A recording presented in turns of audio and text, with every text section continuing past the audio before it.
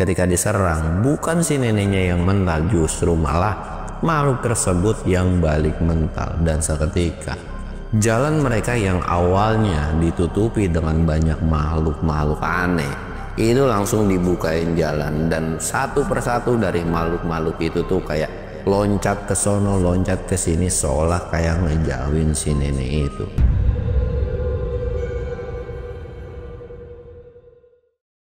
Assalamualaikum warahmatullahi wabarakatuh. Balik lagi di channel Samsul Mister Horror. Dongeng horor gue kali ini gue bakal ngelanjutin ceritanya dari si Ilham nih. Buat kalian yang penasaran dengan kelanjutan ceritanya kayak gimana, kalian wajib tonton video ini sampai habis. Dan jangan lupa like, comment, subscribe, dan share video gue ke banyak orang. Jangan lupa juga nyalain lonceng notifikasinya biar kalian gak nanya-nanya mulu video terbaru tentang gue. Dan buat kalian yang mau ikutan open trip, kalian bisa kunjungi di Instagram gue di bawah sini. Dan buat kalian yang mau lihat video vlog gue juga, kalian bisa lihat di bawah sini. Dan gak usah banyak basa-basi lagi, kita mulai ke segmen donor. Dongeng horor dimulai.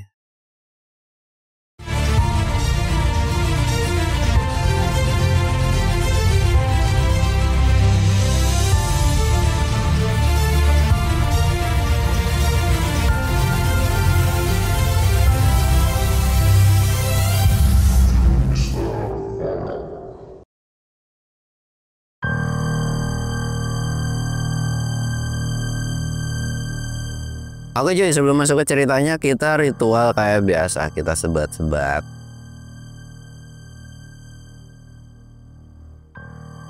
Jangan lupa minum es coy.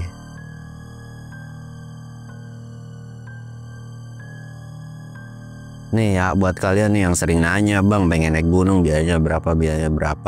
Lu semua pada DM aja pak gitu kan. Gue tahu kok orang-orang yang memang antusias pengen naik gunung dan enggak itu gimana. Dan kalau lu tanya siapa aja yang bisa naik gunung, menurut gue semua orang bisa naik gunung, itu tergantung.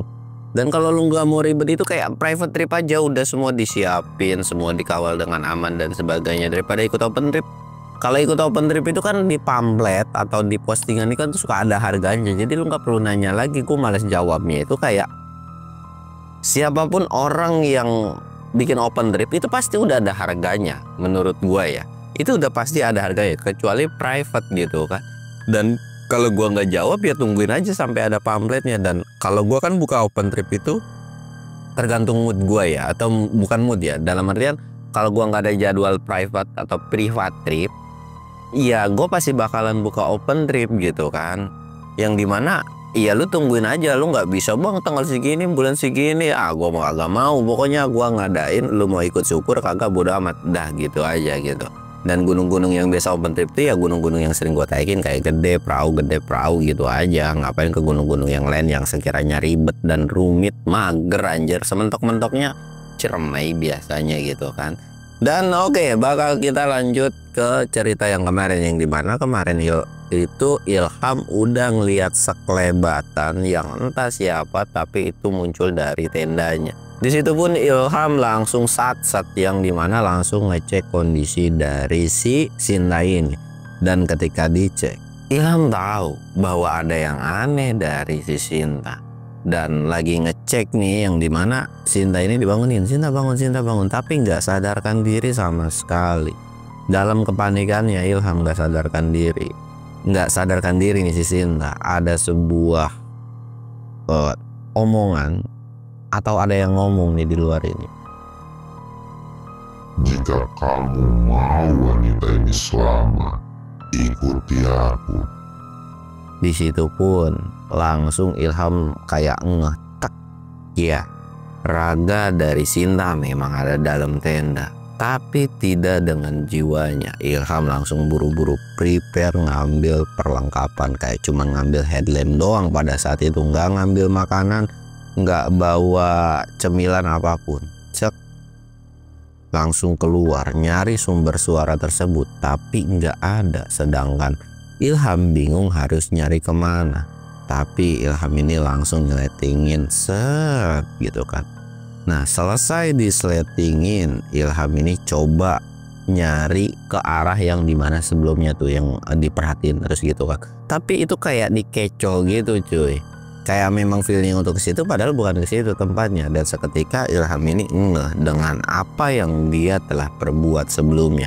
Yang dimana awal mula petaka ini itu adalah dari tempat yang sebelumnya Ilham tuju, yaitu Sajen. Yang dimana Ilham ini harus turun ke bawah lagi.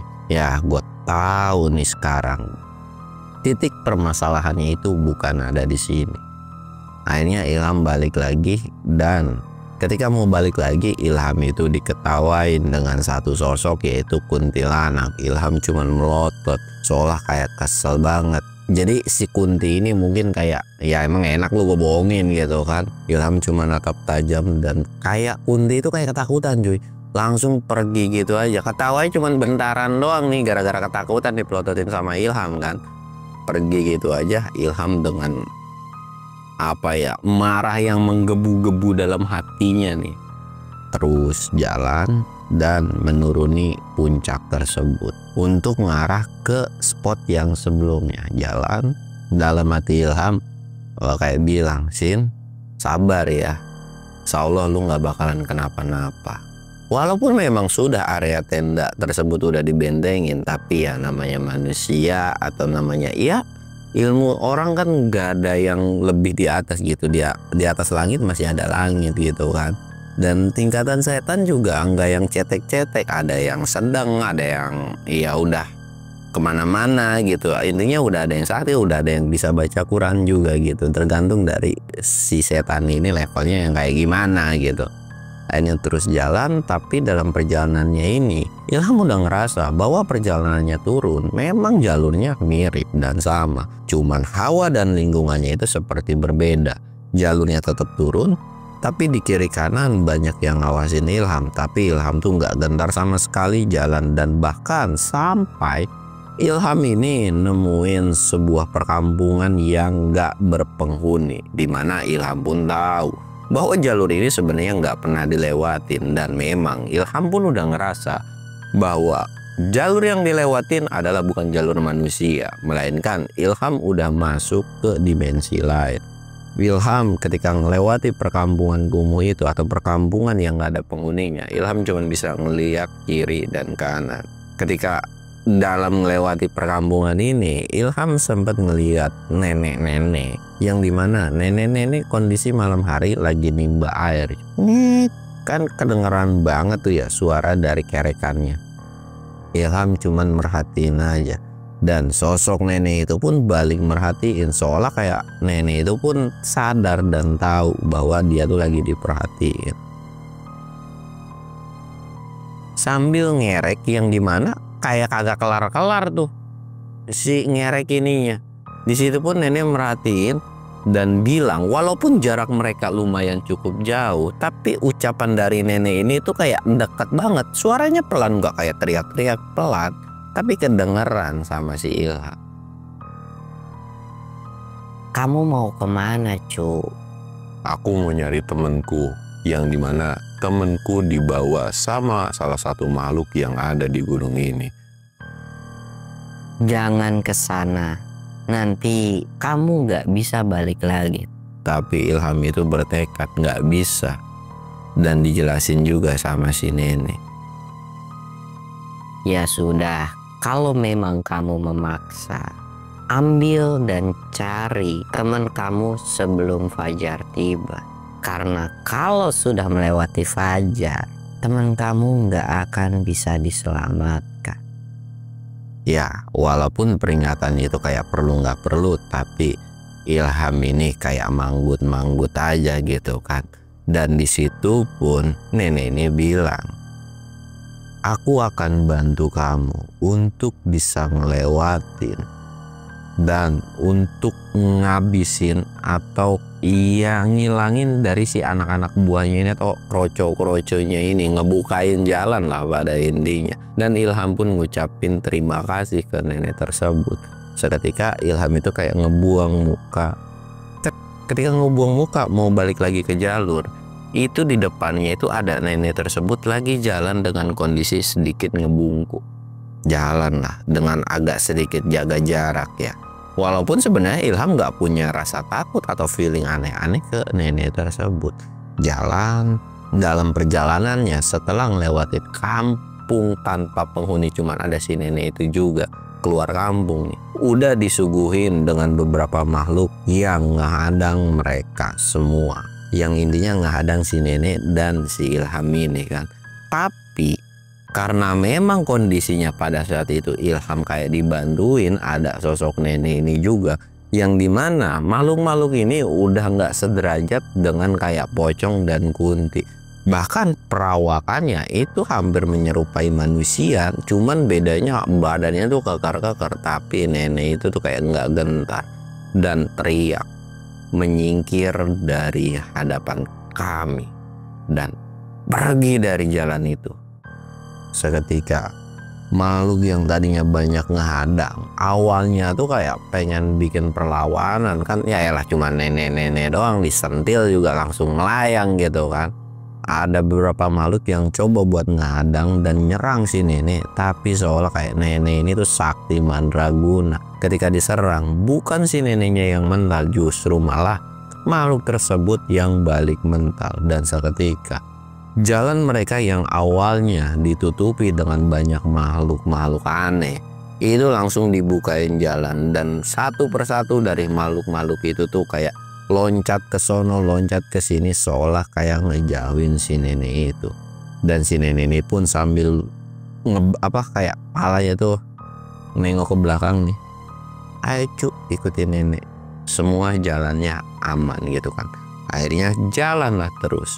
Di kiri kanan itu banyak bener yang memperhatikan. Bahkan Ilham pun sadar betul kalau dia harus ngeladenin nih makhluk-makhluk mungkin bisa, tapi dia bisa ngabisin waktu banyak banget lah, yang dimana kan menurut si nenek ini sebelum fajar atau sebelum subuh itu harus buru-buru bisa nolongin dari si Sinta ini kan. Akhirnya terus-terusan jalan dan sampailah di salah satu titik si nenek itu berhenti, dan nenek ini bilang, nenek cuman bisa nganterin kamu sampai sini dan akan nenek tunggu di sini. Dan Ilham pun sebenarnya nggak tahu siapa sosok nenek ini dan kenapa dia sampai mau bantuin gitu kan.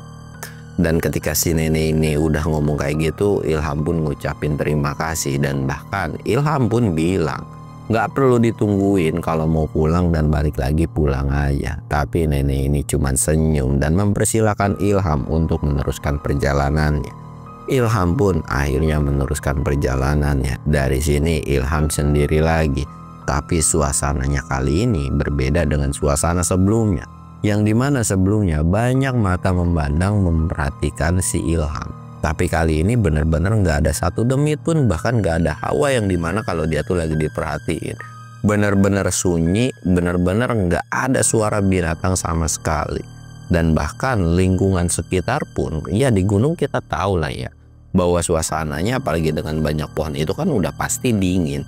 Tapi itu bener-bener beda cuy, yang dimana hawanya kok panas. Bahkan Ilham pun ngerasa, wah kok gerah banget nih. Ilham ini ngelepas jaket dan ngebungkusin jaketnya tuh kayak diikat di bagian perut gitu kan, diikat. Gila, gerah juga nih kan, jalan terus. Sampai akhirnya kedengeran sebuah berisik tuh gimana ya, berisik kayak orang lagi ngobrol. Ilham pun kayak diem pelan dan nyari sumber suara tersebut. Ilham pun ngintip lah, bahwa ketika ngintip Ilham melihat bukan ada satu manusia, melainkan kayak banyak manusia, yang dimana manusia-manusia ini entah melakukan ritual apa. Iya, kenapa bisa dibilang manusia? Karena memang perwujudannya itu kayak manusia, dan pakaiannya pun pakaian normal, nggak pakai kupluk gitu, enggak, pakaian normal, cuman kayak lagi melakukan sebuah ritual aja. Sedangkan Ilham itu nggak punya rasa curiga karena di depan dari mereka melakukan sebuah ritual ini nggak ada apapun.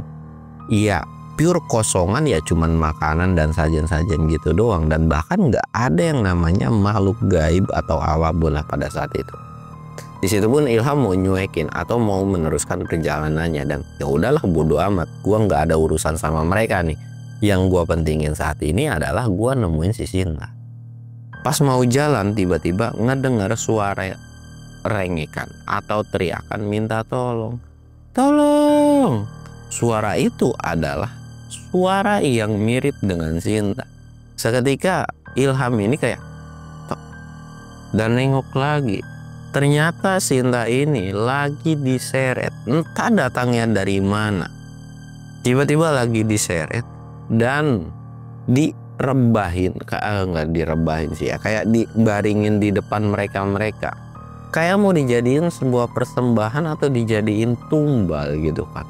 Ilham di situ bener-bener murka, kesal, campur aduk, matanya kayak melotot merah. Bener-bener langsung lari dan ngedeketin perkumpulan yang entah itu perkumpulan apa dan teriak, "Woi, lepasin ikatannya, balikin tuh perempuan." Manusia-manusia yang sedang ngumpul itu langsung nengok. Dan bahkan manusia itu langsung kayak natap tajam ke arah si Ilham. Manusia itu salah satu perwakilan dari banyaknya manusia bilang, "Ini akibatnya karena kamu telah lancang." Ilham masa bodoh dong dengan ucapan dari manusia itu. Nggak peduli gue. Ilham itu buru-buru lari dan nerjang dari kerumunan banyaknya manusia tersebut. Kalian pasti akan nanya ada berapa? Mungkin totalannya sekitaran 20-30 orang. Sebetulnya Ilham juga nggak yakin dengan yang ada di hadapannya ini benarkah manusia atau bukan. Tapi semua wujudnya itu benar-benar pure manusia. Nggak jauh beda, bahkan nggak ada hancur dan sebagainya. Bahkan jauh berbeda dengan apa yang sebelumnya dihadang sama si nenek ini gitu kan. Kalau yang sebelumnya kan masih ada kayak wujud-wujud demit lah, karena cuman urakan. Tapi ini normal manusia biasanya. Mungkin kayak gua gitu, tapi gua bukan demit ya.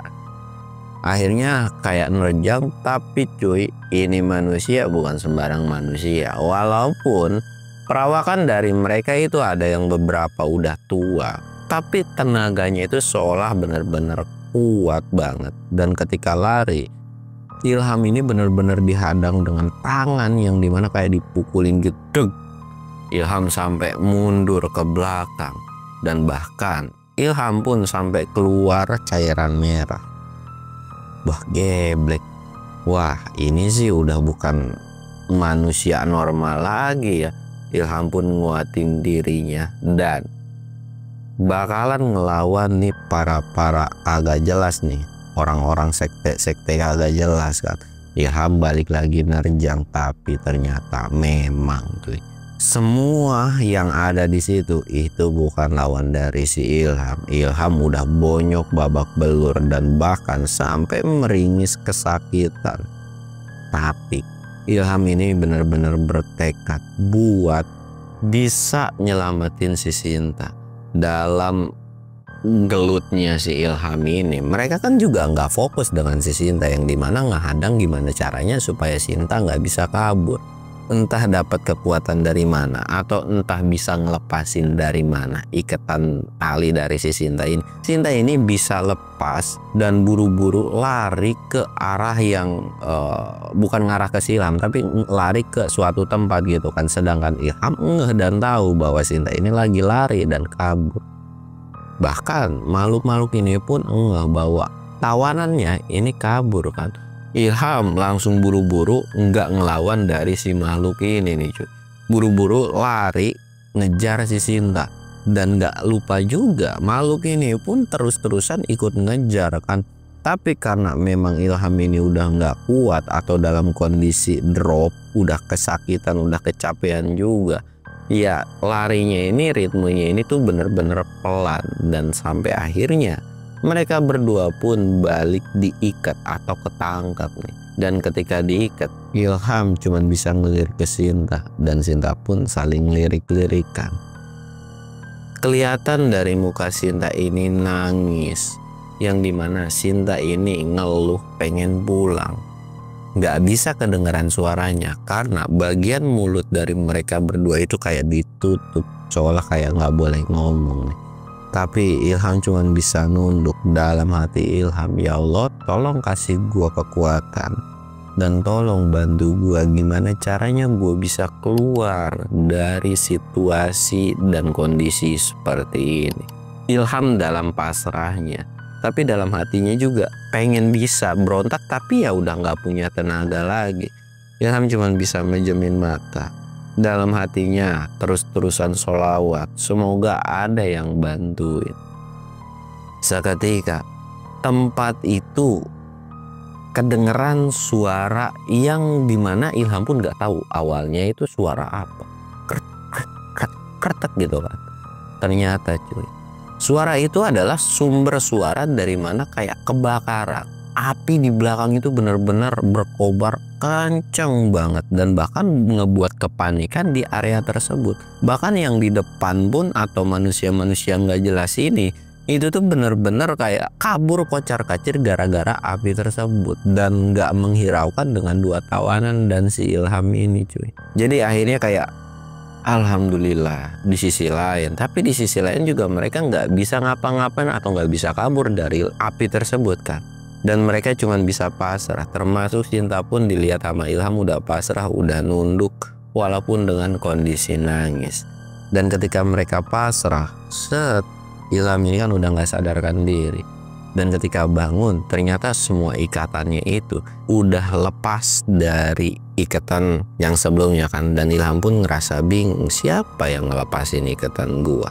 Dan Cinta kemana? Ilham sempat teriak-teriak manggil nama-nama si Cinta. Cinta gitu kan. Tapi nggak ada jawaban atau sautan sama sekali. Karena memang ya nggak ada siapa-siapa. Ilham cuma bisa ngerenung yang dimana kenapa kejadian ini terjadi lagi. Tahu kayak gini, gue harusnya bawa teman-teman gue. Dan Ilham pun kayak merenungi yang dimana ya ini adalah salah satu bentuk keegoisan daripada Ilham yang dimana gue PDKT sama satu perempuan atau memang nggak mau kayak kesannya tuh Ilham tuh dia yang ngerasa sendiri tuh ya gue nggak mau diganggu sama yang lain gitu kan. Ya itu sebuah kesalahan menurut dari si Ilham. Sebenarnya ya teman-temannya mah masa bodoh gitu kan, ya udah nggak apa-apa juga. Dan mereka juga tahu nggak mau ngajak karena memang ngasih kebebasan ke Ilham buat ya mereka saling mengenal gitu. Kalau ada teman-temannya yang lain kan kayak takut jadi sebuah gangguan gitu kan, tapi Ilham justru malah mikirnya yang sebaliknya gitu kan. Dan benar-benar meratapi kesalahannya itu. Ilham pun benar-benar nangis dan bingung mau nyari kemana Cinta. Sedangkan kondisi menunjukkan udah yang bisa dikatakan udah mau ke fajar lah. Mungkin sekitaran 1 jaman lagi gitu kan. Nah ketika lagi bingung ini akhirnya Ilham ini cuma bisa jalan pelan gitu kan, nggak tahu arah, bingung harus kemana. Bahkan sesekali Ilham ini juga teriak-teriak manggil nama Cinta dengan suara yang pelan banget kan.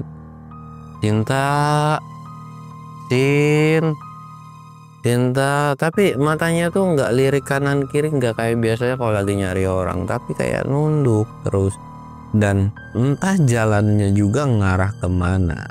Bahkan Ilham ini mau terjun ke jurang, tapi untungnya ada sebuah teriakan yang dimana teriakan itu nggak asing. Ya teriakan itu adalah dari si nenek-nenek yang sebelumnya ngebantuin si Ilham. Kamu mau kemana cu? Berhenti gitu kan. Ilham langsung diem. Suara itu nengok ke belakang dan di belakang ketika ngeliat itu ada nenek-nenek yang lagi ngelambain. Dan Ilham tahu bahwa nenek itu adalah sosok nenek yang sebelumnya ngebantuin. Dan Ilham langsung nengok ke depan. Ternyata di depannya ada sebuah jurang. Ilham di situ langsung kayak astagfirullahaladzim. Benar-benar istighfar bahwa apa yang dia lakuin itu adalah sesuatu hal yang bodoh dan ceroboh juga. Ya memang ini adalah sebuah musibah, tapi bukan berarti harus yang namanya ngorbanin perasaan dia sendiri. Dalam artian nggak boleh nih kalau gua harus panik ini dan harus benar-benar cari solusi. Nggak boleh yang namanya putus asa. Ilham pun seolah kayak tersadarkan. Ya udah gue balik lagi dan kayak dalam hatinya ngucapin makasih nih udah nyelamatin dan ngingetin gua dan manggil gua. Ilham itu mau balik. Tapi cuy, ketika mau balik dari depan jurang itu, pas mau balik seolah tangannya itu kayak ada yang megang dan narik Ilham, kayak nyuruh buat terjun ke jurang. Tapi untungnya ketika Ilham jatuh itu, Ilham bisa berpegangan ke salah satu pohon atau batang pohon yang kecil, yang dimana Ilham melihat bahwa ada yang narik kan. Astagfirullahaladzim. Ilham ini coba ngelawan dengan nendang-nendang kakinya, atau kakinya tuh nendang-nendang ke makhluk tersebut, dan makhluk itu pun perlahan bisa lepas. Bukannya jatuh, justru melayang dan ngetawain si Ilham. Ilham dengan susah payahnya itu akhirnya bisa naik lagi dan cuman bisa ngerebah. Dan disitu pun Ilham langsung kayak bangun lagi. Siapa tahu si nenek ini tahu di mana si Sinta, buru-buru ngejar. Tapi ketika ngejar atau yang sebelumnya dilihat ada si nenek itu kayak, kok nenek itu kemana, nenek itu kemana? Dan Ilham kayak seolah baru sadar bahwa ini adalah lokasi yang dimana si nenek itu nggak bisa lewat kan. Akhirnya nyari jalan keluar, dimana singkatnya ketemulah dengan titik pertemuan yang dimana sebelumnya mereka berpisah. Dan si Ilham ini langsung teriak, nek di mana nek gitu kan. Nggak ketemu juga. Akhirnya Ilham terus jalan, dan bahkan Ilham ini udah nggak tahu apa yang harus dia lakuin. Semoga Sinta udah balik ke tenda dan dalam kondisi selamat. Bahkan ketika ngelewatin dan nggak ketemu si nenek ini juga, Ilham pun nggak ketemu lagi dengan yang namanya perkampungan kosong itu cuy. Bener-bener udah nggak ketemu lagi dengan kampung itu. Ilham udah ngerasa bingung, terus jalan, dan ketika di depan pun udah ngeliat tenda. Ngeliat jam, udah nunjukin jam yang dimana jam itu tuh udah hampir mau fajar kan. Duduk aja di depan tenda. Mau masuk ke dalam itu nggak berani sama sekali karena dia bingung harus nyari kemana, dan kondisi hutan sebelumnya pun itu udah kebakar. Sinta juga nggak tahu lari kemana. Bahkan dalam lamunannya atau lagi diem duduk di sebelah tenda itu sempat manggil, Sin, udah bangun belum? Nggak ada sautan sama sekali. Bener-bener si Ilham ini udah frustasi banget, udah depresi banget. Kayak apa ini kejadian yang sebelumnya? Apa ini sama kayak sebelumnya, kayak si Jaya? Gue terlalu terledor, gue terlalu menggampangkan dengan sesuatu hal yang seperti ini. Kenapa kejadian ini masih bisa terulang lagi? Dan kali ini yang ngalamin kejadian tersebut adalah gua pribadi. Ilham lagi duduk diem, tiba-tiba ditepuk. Kamu kenapa? Aku udah kembali kok. Pas nengok ke belakang, ternyata yang nepuk itu adalah Sinta.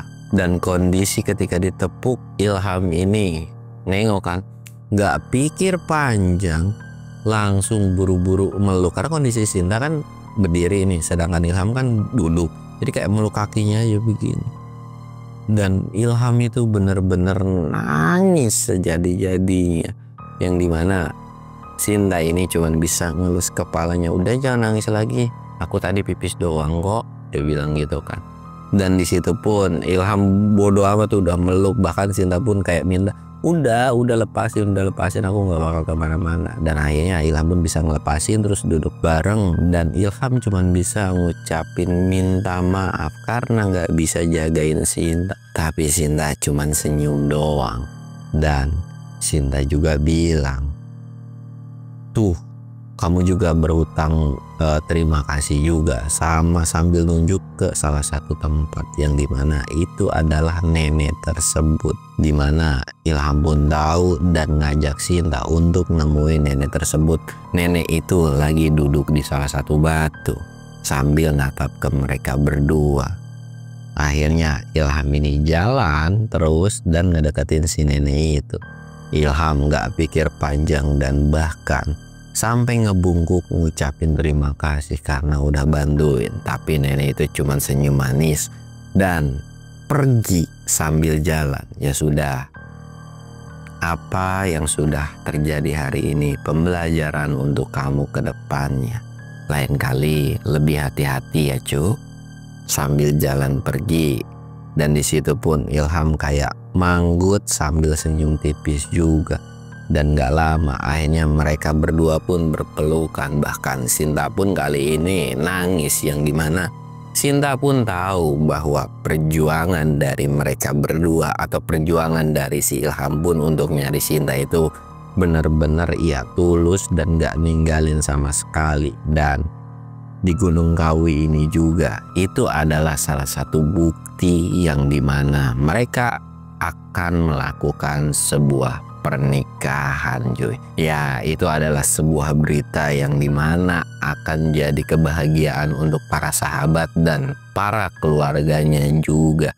Singkat cerita, setelah mereka ngobrol panjang bahkan mereka nggak sampai tidur, ya sudah, ini adalah pendakian terakhir kita ketika kita ya masalah jang kita gitu kan. Dan ketika nikah, Sinta juga kayak bilang, nanti kalau udah nikah kita ajak yang lain juga ya. Ilham pun kayak manggut sambil senyum-senyum. Singkat cerita, mereka pun langsung kayak biasanya aja gitu kan. Dan di situ pun nggak terlalu ngebahas tentang kejadian sebelumnya. Bahkan Ilham pun nggak peduli dengan apa yang udah terjadi dan nggak mau kepo juga dengan apa yang udah dilewatin sama si Sinta. Kan Sinta kan sempat kayak pingsan terus ngalamin mimpi dan sebagainya gitu kan. Ilham itu nggak nanya, nggak apa-apa lah. Yang penting Sinta ini udah dalam kondisi sehat walafiat. Singkat cerita, mereka itu lintas cuy. Jadi dari Gunung Kawi ke Butak, turun di Butak gitu kan.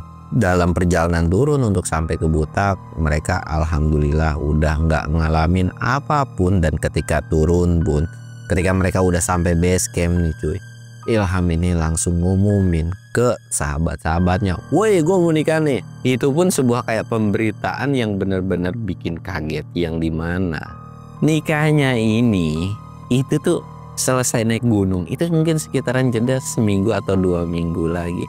Gak ada yang namanya harus prepare A, B, C, D.